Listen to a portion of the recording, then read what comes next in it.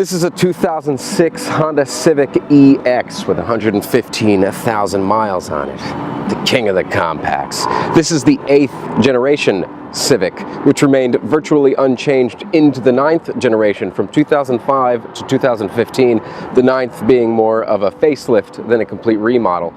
What makes this 2006 Honda Civic unique? This Honda Civic is my Honda Civic. That's right, and after nearly 3 weeks of ownership, I'm about as intimately familiar with this car as I'd like to be. Thank you very much. This is the kind of car that says, hey world, I'm dead inside. Features include, well, nothing. The car has no features. All right, it's got a sunroof. I like that. But, well, look, I needed a car. This one fell into my lap, okay? Shut up. But it's a sensible car.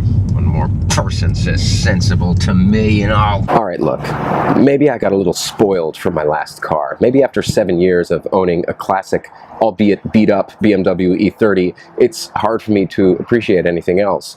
Yeah, that car was 30 years old. It had 260,000 miles on it. It was falling apart. It was time for it to go. But man, it was awesome. I mean, it was good looking. It was comfortable. Getting into it was an experience every time, and no car I ever drove before it or will ever drive after it drove as beautifully as that car. We had a real connection. It was my friend, and I miss it. So yeah, jumping from a classic, albeit beat up BMW E30 to this dinky Civic is a bit of a culture shock. Though I do know that this Civic has some redeeming qualities. But before we explore those, here's a list of 5 things I hate about my Civic. Oh good, we're here. Okay, well, I'll just gather my things together here, and oops, I'll just gather my things together here, and whoops, I'll just gather my things together here, and I'll get up. The throw between gear notches is so short, I often find myself throwing it right past drive and into low gear. You gotta really learn the tiny little finessey notches of this stupid gearbox.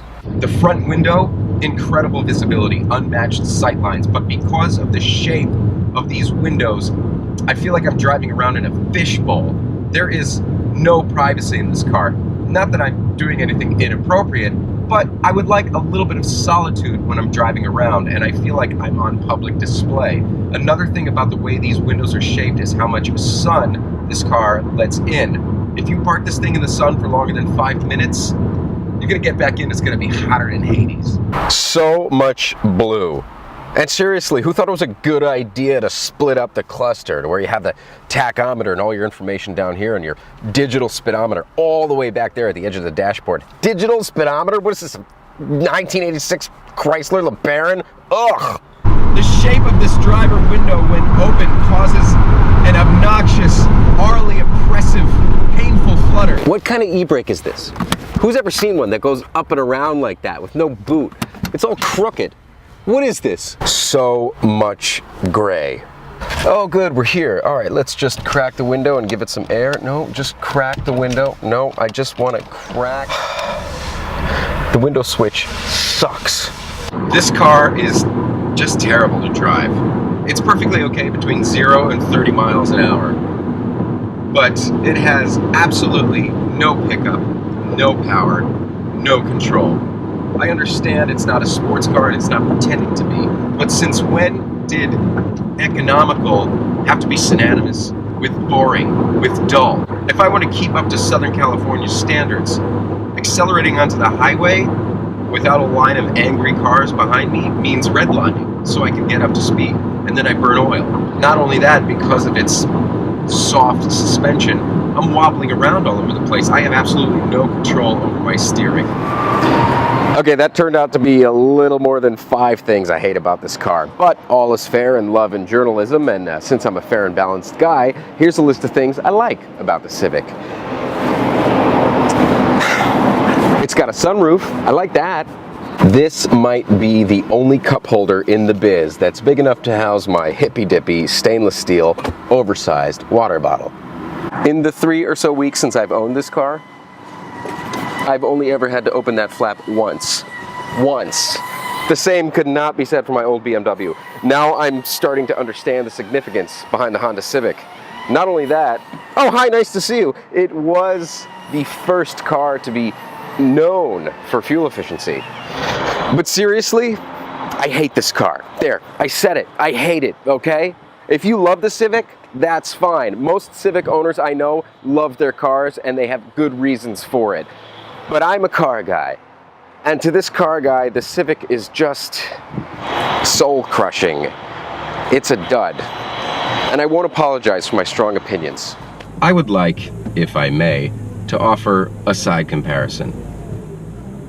I bought my 1987 BMW with 159,000 miles for $1,600. That was 7 years ago, and I sold it 2 months ago for $2,300. In the 7 years, 100,000 miles of ownership, I put about $9,000 into it in repairs, maintenance, upgrades, and modifications, not including gas and oil changes.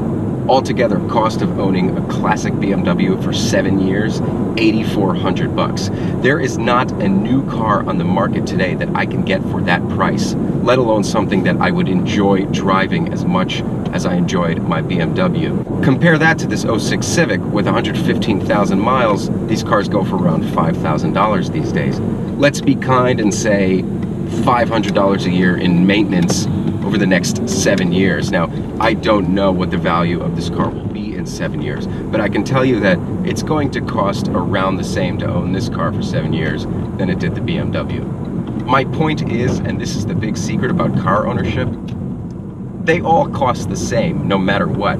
Whether you drop a large chunk of change at once on a new car, or you buy a cheap beater and have to fix it all the time, you're going to spend the same amount of money. So, you might as well get something you enjoy, something that makes you happy to drive. This Civic doesn't make me happy.